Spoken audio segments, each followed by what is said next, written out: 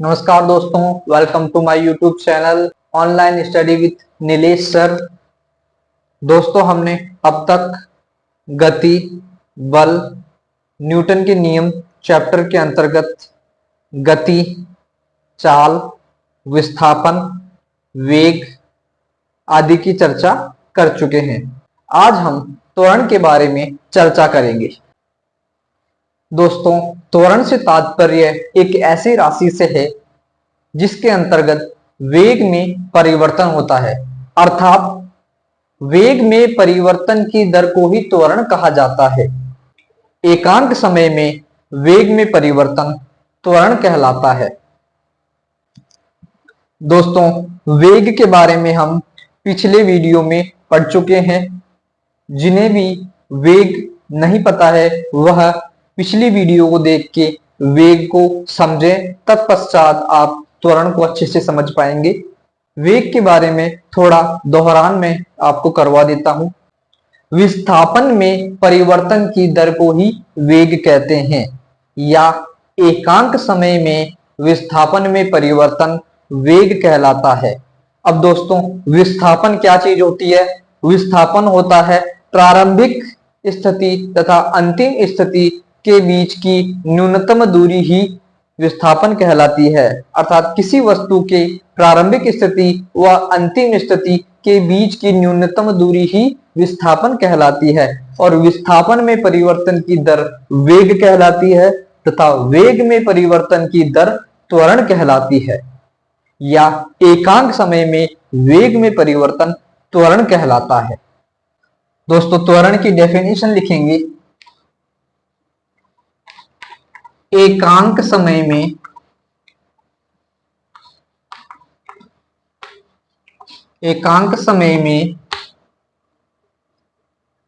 वेग में परिवर्तन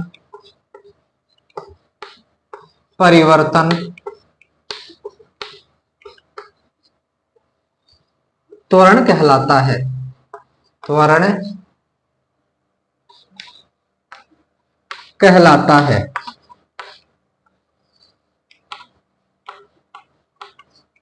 या दोस्तों, इसकी दूसरी डेफिनेशन है, वेग में परिवर्तन की दर त्वरण कहलाती है। वेग में परिवर्तन की दर त्वरण कहलाती है। की दर त्वरण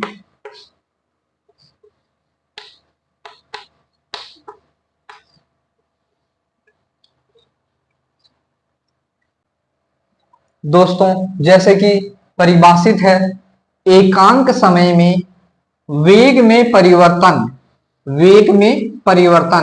त्वरण कहलाता है, या वेग में परिवर्तन की दर त्वरण कहलाती है।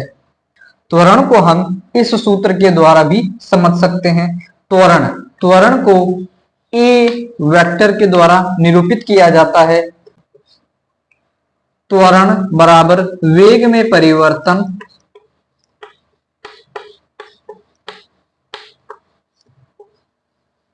बटा समय। वेग में परिवर्तन, वेग को v से डिनोट किया जाता है।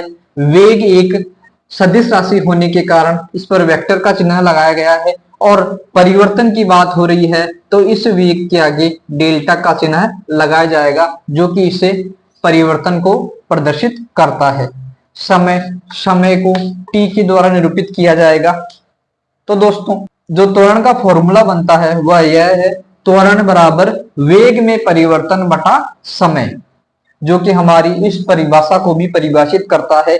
एकांक समय में वेग में परिवर्तन ही त्वरण कहलाता है, या वेग में परिवर्तन की दर त्वरण कहलाती है। त्वरण के फॉर्मूले को और अधिक क्लेरिफाई किया जाए तो इसे इस तरह लिखा जाएगा, त्वरण ए वेक्टर इजिकल टू वेग में परिवर्तन बटा समय। यह त्वरण का फॉर्मूला है।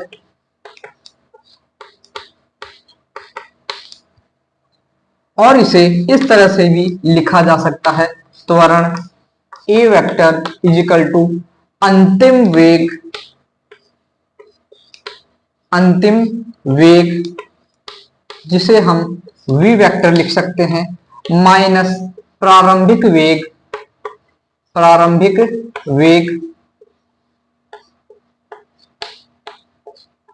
जिसे हम u वेक्टर लिख सकते हैं, बटा समय जिसे हम t के द्वारा निरूपित करते हैं। तो दोस्तों इसी तरह से इस फॉर्मूले को समझेंगे, त्वरण बराबर वेग में परिवर्तन बटा समय। इसी तरह से वेग में जो परिवर्तन होता है वह त्वरण बराबर अंतिम वेग माइनस प्रारंभिक वेग होता है।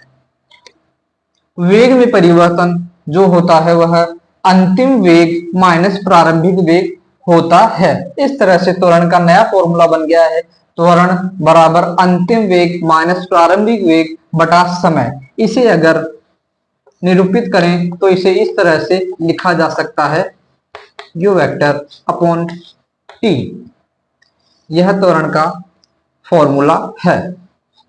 इस फॉर्मूले के अंदर u प्रारंभिक वेग है तथा v अंतिम वेग है।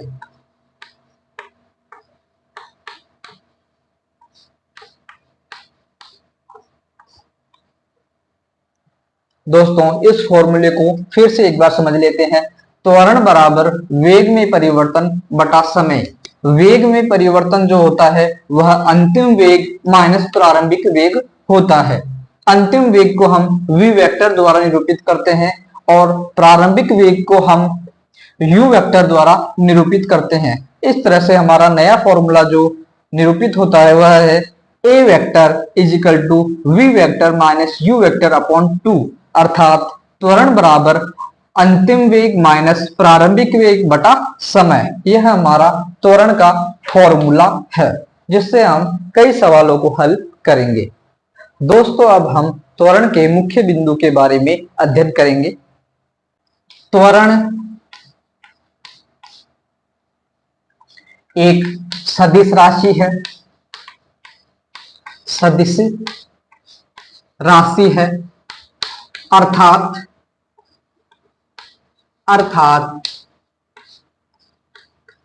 त्वरण में दिशा तथा परिमाण दोनों होते हैं।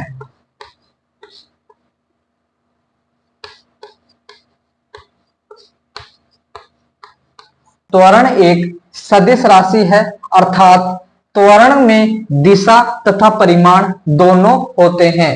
त्वरण की दोस्तों दिशा भी होती है और त्वरण का परिमाण भी होता है। त्वरण के बारे में दूसरा बिंदु यह है, त्वरण का मात्रक मीटर प्रति सेकंड स्क्वायर होता है। तो दोस्तों त्वरण का मात्रक क्या होता है? मीटर प्रति सेकंड स्क्वायर। त्वरण का मात्रक कैसे आया दोस्तों? देखिए, त्वरण का फॉर्मूला है a vector is equal to delta v, अर्थात वेग में परिवर्तन बटा समय। इसको आगे क्लैरिफाई करेंगे।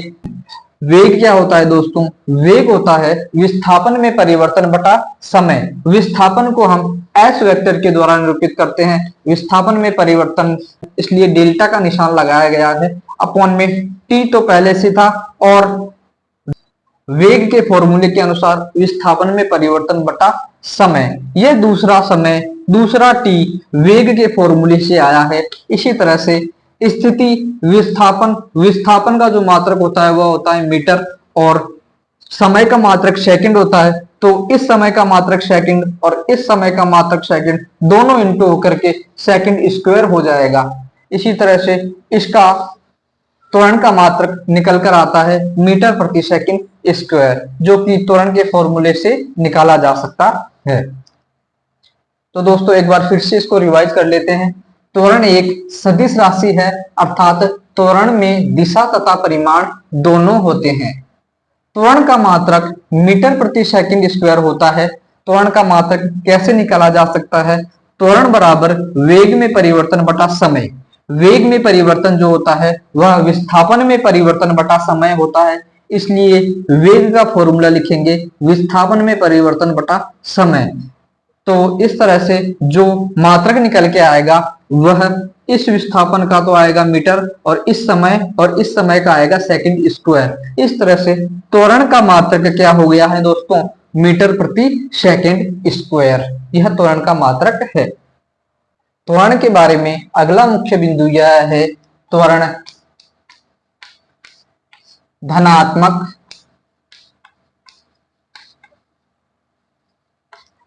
ऋणात्मक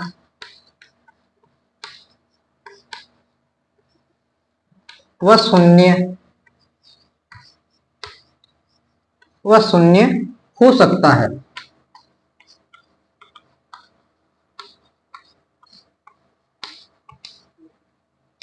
त्वरण दोस्तों, जो बाइक हम चलाते हैं उस बाइक में एक्सीलरेटर होता है, तो हम जब एक्सीलरेटर को खींचते हैं तो हमारी गाड़ी तेज चलती है और एक्सीलरेटर कम करने पर हमारी गाड़ी धीमी हो जाती है। वो मुख्यतः एक्सीलरेशन त्वरण का ही कार्य करती है। अब दोस्तों देखेंगे त्वरण धनात्मक कब होता है। धनात्मक त्वरण के बारे में लिखेंगे। धनात्मक त्वरण जब किसी वस्तु का त्वरण जब किसी वस्तु का त्वरण वेग की दिशा में होता है, वेग की दिशा में होता है, अर्थात जिस दिशा में वह वस्तु जिस वेग से गतिमान होती है उसी वेग में जब त्वरण लगाया जाता है तो वह धनात्मक त्वरण कहलाता है। दोस्तों अब बात करेंगे ऋणात्मक त्वरण की। ऋणात्मक त्वरण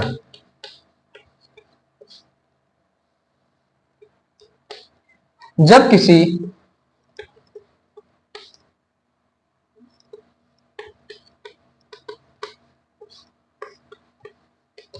किसी वस्तु का त्वरण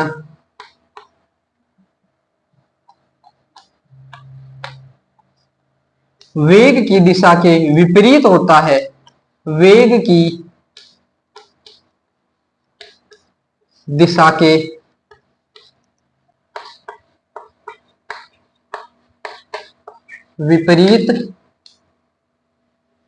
विपरीत होता है, तो दोस्तों ऋणात्मक त्वरण क्या होता है? जब किसी वस्तु का त्वरण वेग की दिशा के विपरीत होता है, अर्थात वेग की दिशा में जब कोई वस्तु किसी वेग से गतिमान होती है तो उस वेग को जब एक्सेलरेट किया जाता है, उस वेग की दिशा में जब त्वरण लगाया जाता है तो वह वस्तु धनात्मक त्वरण से गतिमान होती है, तथा जब वस्तु किसी वेग से गतिमान है और त्वरण उस वेग के विपरीत दिशा में लगाया जाता है तो उसे ऋणात्मक त्वरण कहते हैं। इस ऋणात्मक त्वरण के द्वारा वस्तु की गति, वस्तु का वेग जो है वह नेगेटिव होता है और वह वस्तु रुकने की अवस्था में आने लगती है। इसे मंदन भी कहा जाता है।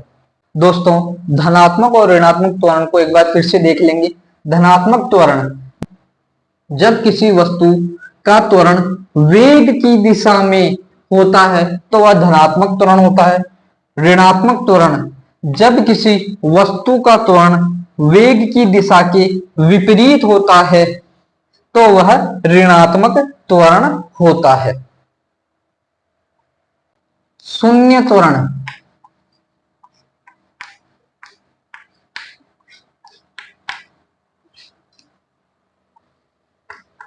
जब कोई वस्तु स्थिर वेग से स्थिर वेग से गतिमान होती है, स्थिर वेग से गतिमान होती है, तो शून्य त्वरण होता है। तो शून्य त्वरण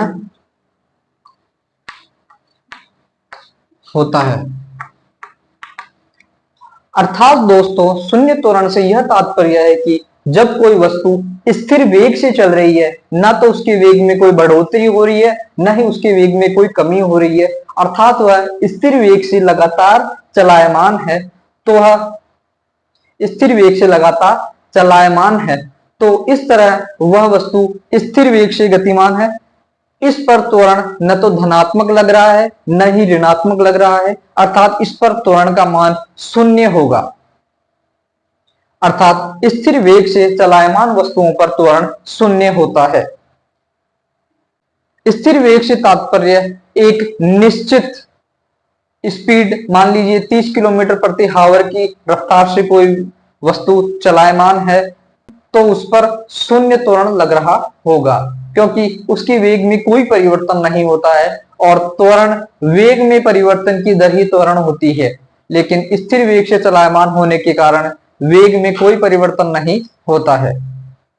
अर्थात जब कोई वस्तु स्थिर वेग से चलायमान होती है तो उस पर त्वरण का मान शून्य होता है। दोस्तों त्वरण के अंतर्गत हम एक समान त्वरण और असमान त्वरण की भी बात करेंगे।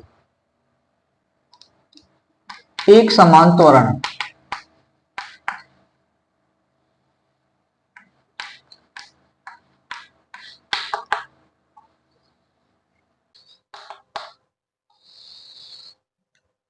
जब एक वस्तु एक सरल रेखा में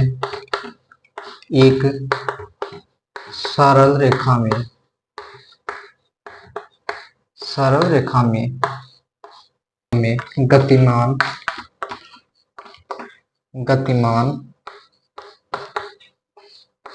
होती है और इसका वेग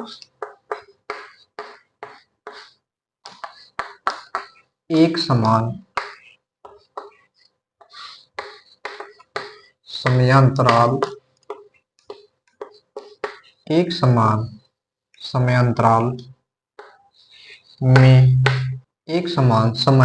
में एक समान रूप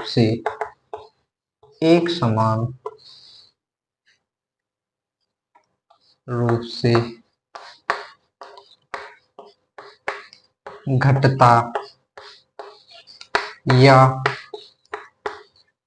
बढ़ता है, तो इस प्रकार का त्वरण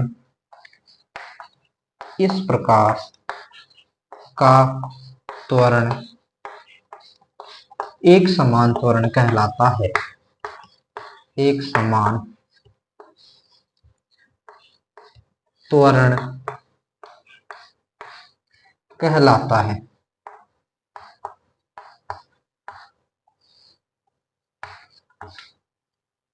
दोस्तों एक समान त्वरण से तात्पर्य यह है जब एक वस्तु एक सरल रेखा में गतिमान होती है और इसका वेग एक समान समयांतराल में एक समान रूप से घटता या बढ़ता है, तो इस प्रकार का त्वरण एक समान त्वरण कहलाता है। अर्थात एक समान त्वरण से यह तात्पर्य है जब कोई वस्तु एक सरल रेखा में गतिमान होती है तो एक समान समय अंतराल में एक समान रूप से उसके वेग में या तो बढ़ोतरी होगी या उसका वेग घटेगा। इस तरह के त्वरण को एक समान त्वरण कहा जाता है।